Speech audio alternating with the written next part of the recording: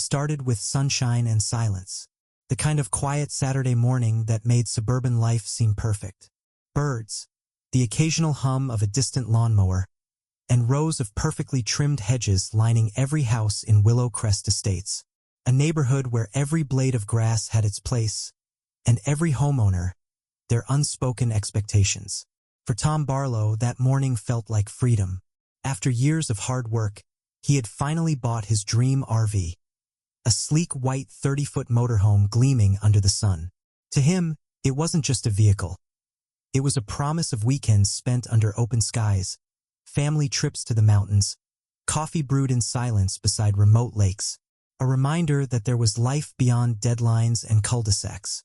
He carefully parked it on his own driveway, next to his garage. It didn't block the sidewalk, didn't intrude on any property line. By every reasonable measure, it was perfectly fine. But Willow Crest wasn't exactly a reasonable place. By evening, the first email arrived, a formal notice from the Homeowners Association. Every letter they sent carried the same polished intimidation, soft words wrapped in steel. The message claimed his RV violated the Community Harmony Clause by disrupting the neighborhood's aesthetic character. In other words, someone thought it looked ugly. Tom didn't have to guess who. Across the street lived Carolyn Kent, HOA board president and self-appointed protector of perfection. Her house was spotless, her hedges trimmed to geometric precision, and her personality just as sharp. She had spent years policing every window tint, mailbox size, and paint shade in Willow Crest. For her, Tom's RV was an abomination, a metal beast that ruined the view. First, Tom tried to ignore it. He reasoned with himself it was temporary. He planned to take it out each weekend. It wasn't staying long. But the letters multiplied. First came warnings, then citations, and finally fines. Every notice ended with the same line: failure to comply may result in property action or legal escalation. What stung most wasn't the threat, it was the hypocrisy. Down the block, another resident openly stored a fishing boat in his backyard. 2 streets over, someone had a jet ski under a tarp year-round. None of them received warnings. Yet Carolyn seemed obsessed with his RV. It wasn't about rules. It was personal. As weeks passed, tension spread through the neighborhood. Tom started receiving side glances, quiet whispers, and subtle avoidance. The HOA meetings turned icy, the conversations circular. Carolyn stood her ground, her thin smile never breaking as the board agreed to enforce existing visual regulations. Still, Tom remained calm. Fines piled, letters piled higher, but he refused to yield. Something inside him refused to believe that parking an RV on his own driveway could justify being treated like a criminal. So one evening, after another notice slid under his door, he sat down at his computer and began reading. What he found changed everything. The Willow Crest HOA's bylaws were a labyrinth of vague phrases, inconsistencies, and bad legal drafting. Most people never read past page 3, but Tom did. Section 14A, tucked between landscaping policies and garbage collection rules, stated that mobile vehicles may not be parked on premises for permanent habitation. That was it. No mention of specific time limits or temporary parking. No mention of driveways or recreational vehicles. Only a restriction against living inside them. Tom wasn't living in his RV. He was simply parking it. By the letter of the law, he wasn't violating anything. The fines, the threats, even the board votes, all stood on shaky ground. So instead of apologizing, he began documenting everything. Every letter, every HOA decision, every statement Carolyn made about eyesore structures cluttering the neighborhood. He even took photos of her own property, proof that she occasionally left contractor trucks parked overnight, another violation conveniently ignored. Then, one quiet evening when the summer breeze carried the faint scent of fresh-cut grass, Tom opened a new folder on his computer and titled it HOA Case Evidence. It wasn't revenge he wanted, it was fairness. But fairness, as he would soon learn, could only be found the hard way. He had a plan now, a legal one, and for the first time since moving into Willow Crest, he felt in control. What Tom didn't know was that the HOA had already begun their next move. one that would push this feud beyond neighborhood squabbles and into the courtroom. The calm before the storm was ending, because in Willow Crest, no one challenged Carolyn Kent and walked away unscathed, at least not until Tom Barlow. By midsummer, Tom's quiet rebellion had turned into the talk of every porch, driveway, and HOA committee meeting in Willow Crest Estates. The once peaceful cul-de-sac had divided into two unspoken sides, those who believed in blind obedience to the HOA and those who quietly admired Tom for standing his ground. But admiration didn't protect him from what came next. Carolyn Kent had grown restless. For years, she controlled every inch of the neighborhood's image, and now a single man with one RV had dared to defy her authority. Her irritation turned to obsession. She called emergency meetings, citing escalating disregard for community standards. She walked the narrow streets every evening, clipboard in hand, inspecting lawns and driveways for rule violations, her stiletto heels tapping like a metronome of disapproval. Soon, other homeowners began receiving notices too, petty ones. Fines for slightly faded mailboxes, for lawn weeds visible from the sidewalk, for exterior lights staying on past midnight. Carolyn weaponized the rule book to isolate Tom and remind everyone what defiance cost. A quiet fear spread among residents. Nobody wanted to be next. Tom knew what she was doing, but her intimidation only strengthened his resolve. He had stopped paying the fines altogether, refusing to acknowledge rules that didn't exist. Each letter from the HOA went straight into his growing evidence folder, dates, signatures, even recordings of meetings where the board discussed setting an example. But Carolyn's patience had run dry. When fines alone couldn't break him, she pushed for something bigger.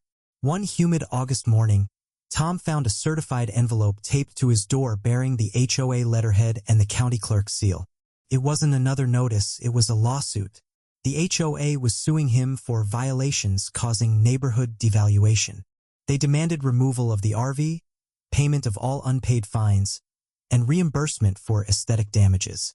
The absurd phrasing made Tom laugh, but the implication was clear. Carolyn was dragging him to court. That evening, as sunlight fell soft and orange across Willow Crest, she stood at the end of her driveway, phone in hand, watching as he read the letter. There was a faint smile on her lips, a smile that told him she believed this battle was already won. But what Carolyn didn't understand was that Tom had spent months preparing for this very move. He read through the complaint carefully, line by line. Every accusation rested on the same false interpretation of the community's bylaws. The HOA lawyers had stitched together fragments of unrelated clauses, assuming he wouldn't fight back. But Tom had something stronger than their legal jargon: proof, patience, and the original document itself. He retained his own attorney, a local property law specialist named Dana Reeves, who read his gathered evidence in silence before nodding. "They picked the wrong fight," she eventually said. The weeks that followed were suffocating. Willow Crest felt like a stage set for silent hostility, neighbors closing blinds when Tom passed, others pretending not to notice. The HOA continued to bombard him with letters even as the case began forming in court. Rumors spread that he'd lose his property, that the RV would be towed and sold, that the HOA had beaten others before him. But in secret, things were unraveling on Carolyn's side. Legal fees piled up faster than she expected, and frustrated board members began questioning her leadership. Some wondered aloud why the HOA was spending funds on personal vendettas instead of repairs or park maintenance. A few even whispered that Tom might win.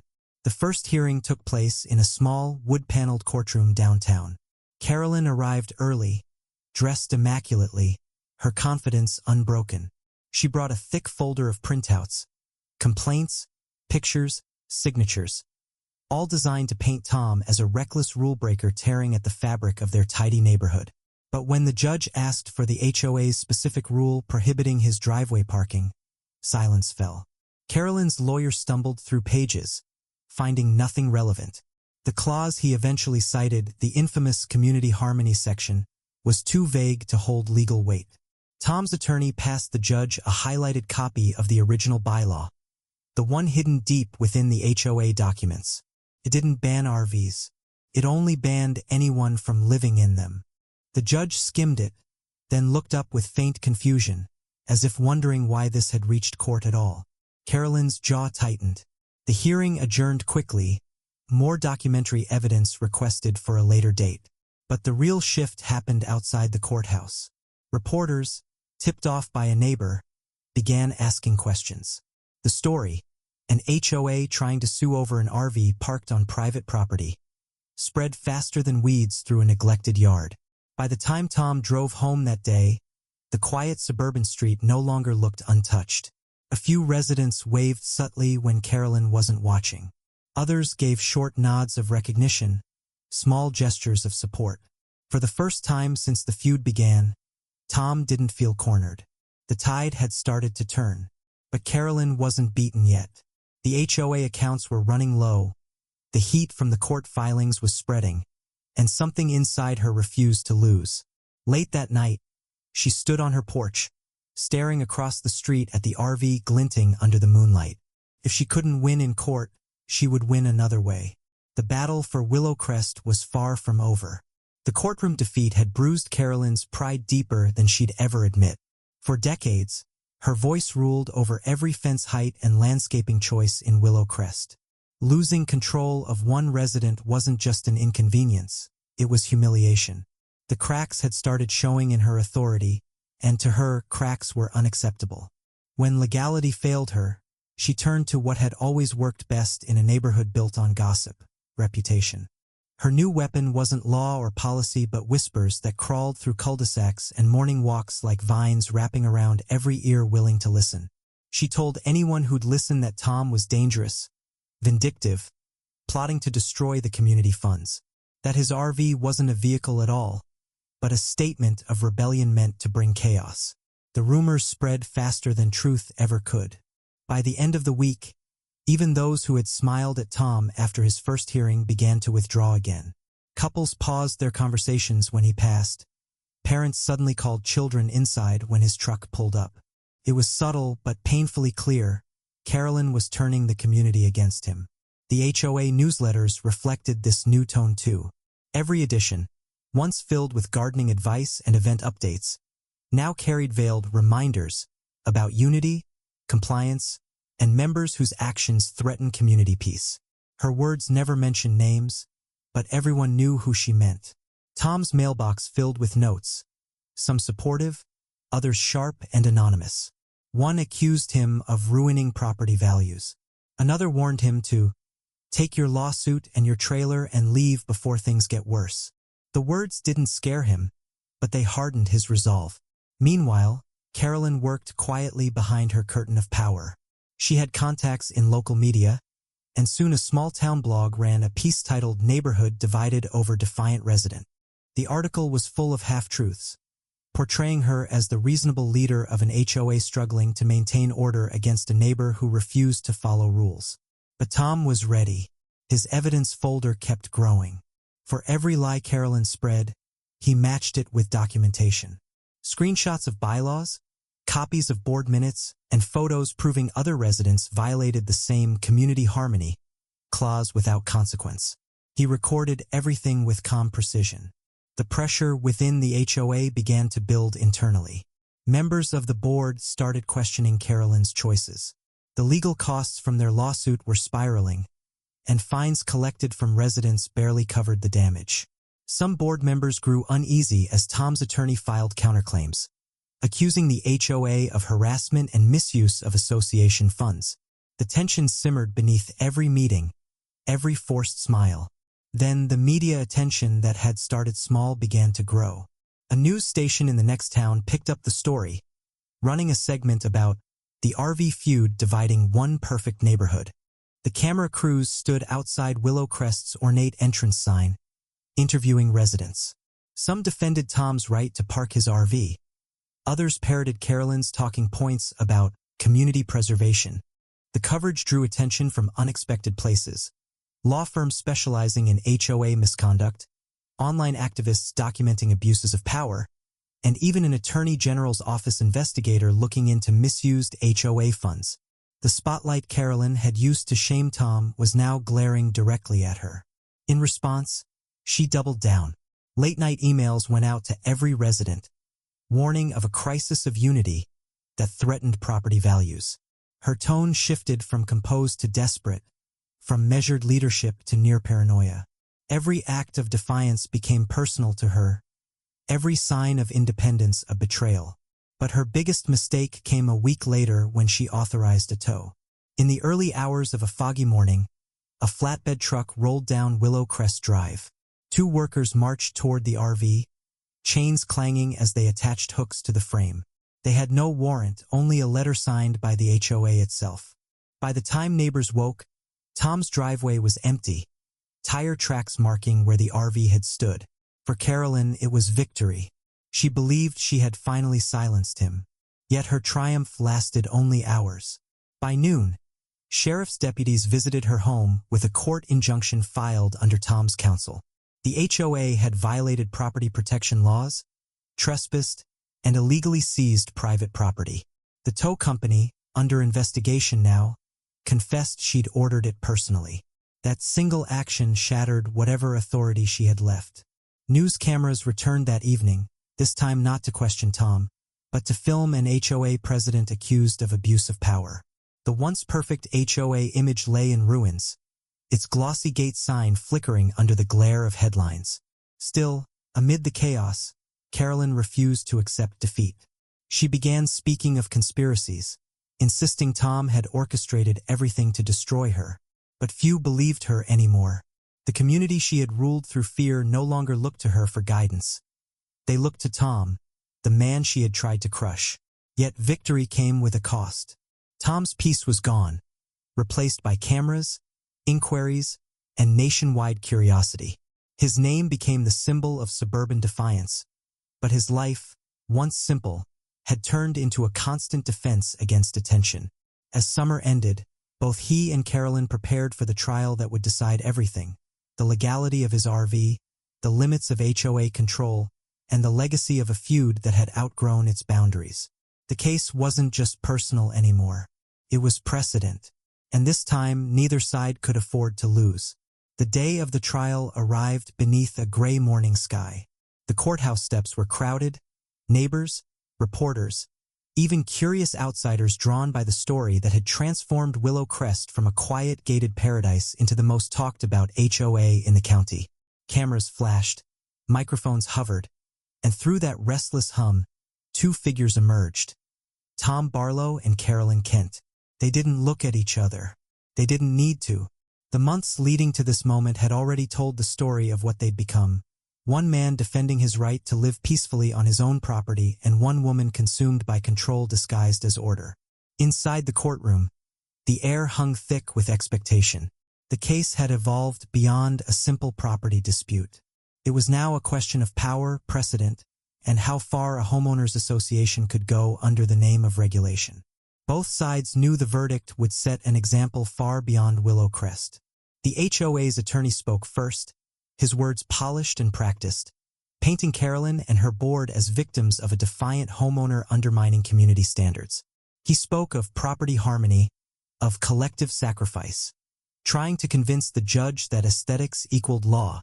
But each argument rang hollow against the evidence Tom's attorney had prepared: the letters, the fines, the missing clauses, the illegal tow, and the money trail that exposed misuse of HOA funds to pay legal bills and towing fees that never should have existed.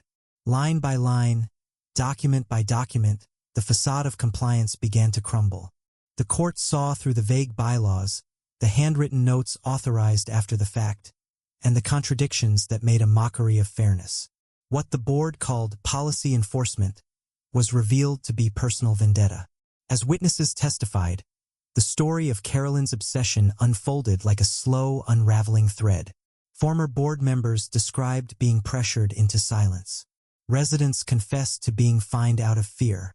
Even the tow company's manager, called to testify, admitted the HOA had paid double to ensure the RV was removed before sunrise, an action made without a legal warrant.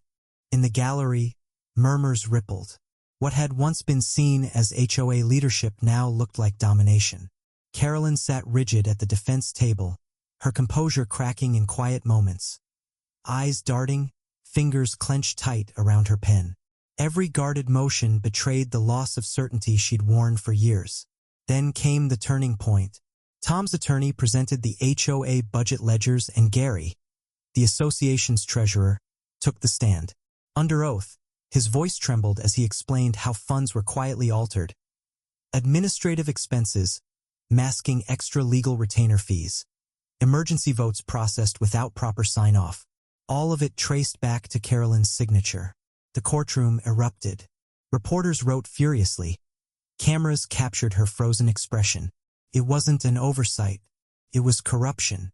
The defense tried to recover, claiming procedural confusion, but it was done. The illusion of authority shattered before the bench. The judge, quiet and deliberate, reviewed every document in the stack before her. Hours stretched as legal language turned into silence. Finally, when she returned her gaze to the room, everything stopped. The ruling was simple but devastating. The HOA had overstepped its authority, violated property law, committed unauthorized seizure, and misallocated community funds. The RV was protected under homeowner rights. Tom had never broken a single rule within the bylaw's bounds. The court ordered full reimbursement of all legal costs, repayment for damages, and the dissolution of Willowcrest's HOA pending investigation into financial misconduct. The gavel fell sharp and final. Carolyn didn't move. She sat motionless, her posture collapsing inch by inch as the cameras turned toward her. The weight of humiliation descended swiftly. The woman who once ruled every lawn and mailbox now stood exposed as the architect of her own ruin. Outside the courthouse, the crowd erupted in noise. Neighbors cheering, reporters shouting, microphones thrust forward. Tom stepped outside into the noise, the sky clearing as sunlight finally broke through the gray. Victory tasted heavy, bittersweet. He hadn't wanted fame, only fairness. But standing there, surrounded by cameras and strangers, he realized his fight had grown larger than the driveway it began on. Across the street, Carolyn left the courthouse through a side door, avoiding the flashing bulbs. Her name would soon flood headlines, her reputation reduced to a cautionary tale of control gone too far. Back in Willowcrest, the community changed overnight. HOA signs came down, bylaws were posted publicly online, and the same neighbors who avoided Tom for months now greeted him with timid smiles. The streetlights seemed brighter, the tension gone. Yet peace felt strangely foreign after the war that had consumed them all. But deep down, Tom knew it wasn't over. The legal victory had freed him, yes, but it had also shaken the foundation of what neighbors once believed about order, authority, and compliance. There would be consequences for Carolyn. There would be federal audits, new investigations, and reform. But for Tom, that didn't matter anymore. What mattered was that principle triumphed over pettiness, truth over manipulation. And yet, as night fell that evening, a trace of melancholy followed him home. The RV still sat gleaming in his driveway, untouched at last, a silent monument to everything he'd fought for. But it also stood as a reminder that peace in neighborhoods like Willowcrest was often fragile, held together by fragile personalities and misunderstood power. For now, though, Tom had won.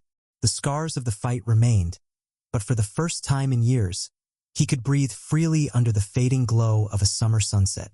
Still, as he looked across the street, Carolyn's house sat in total darkness. And deep inside, he knew her story wasn't finished yet. Months passed, and the storm that once tore through Willowcrest finally began to settle. The courthouse battles and media frenzy faded into memory, leaving behind silence, the kind of uneasy quiet that comes after a long fight has ended. The neighborhood that had once prided itself on conformity was now forever changed. Tom Barlow returned to normal life, or at least what remained of it. His days were simple again. Morning coffee on the porch, the hum of distant sprinklers, casual waves from neighbors who now greeted him without fear. The once hostile glances had been replaced by reluctant admiration. In their eyes, he wasn't just a homeowner, he was the man who broke the system. The HOA no longer existed. A court-appointed auditor found years of financial discrepancies buried under vague accounting. Fines paid by residents had been redirected into private accounts, and Carolyn's name appeared on multiple transactions that couldn't be explained. The state launched a full inquiry, and soon, the story of a suburban empire built on intimidation made headlines across the country. For Carolyn, the fall was brutal. She lost everything, the presidency, her credibility, even her house. Forced to repay what she owed, she sold her beloved home and disappeared from Willow Crest without a word. Her departure left the street hauntingly still. The prim, perfect yard she had once maintained began to wilt, the paint on her shutters fading under the sun. What she left behind, though, was almost poetic, a monument to the truth Tom had fought for. Her house, once the symbol of authority, now stood as a warning. Without her rigid control, residents discovered something unexpected: peace. They organized their own simple council, based not on rules but respect. People talked again, shared tools and coffee, laughed over gardens instead of competing over them. For the first time, Willow Crest felt alive. Tom's RV remained exactly where it had always been, parked neatly in his driveway.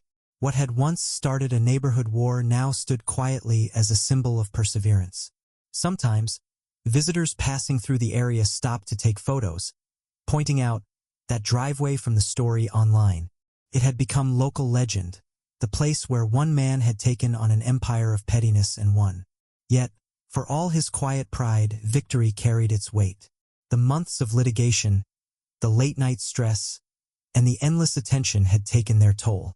There were nights Tom still woke at the faint sound of laughter outside, expecting to hear Carolyn's sharp voice echoing across the street, demanding compliance. But the voice never came again. In quieter moments, he drove his RV along the open interstate, where the skyline blended into mountains and clouds. There, away from the manicured lawns of Willow Crest, he finally breathed freely. The road gave him something the HOA had stolen, a reminder that freedom wasn't granted by permission. It was defended by choice. Back in the neighborhood, reform continued. Other nearby HOAs began rewriting rules, residents citing Tom's case as precedent. Across the county, stories surfaced of homeowners standing against their associations, invoking the same clause that had once saved him. His lawyer, Dana Reeves, became known for helping ordinary residents protect their rights from overzealous boards. A simple RV had started a chain reaction larger than anyone expected. On the anniversary of the court's decision, Willow Crest held its first community gathering without HOA oversight.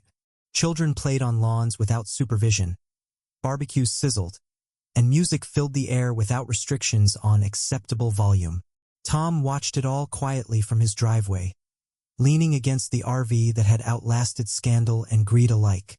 As the sun dipped below the rooftops, a light breeze rustled through the trees, carrying laughter down the street. It didn't sound like rebellion anymore. It sounded like relief.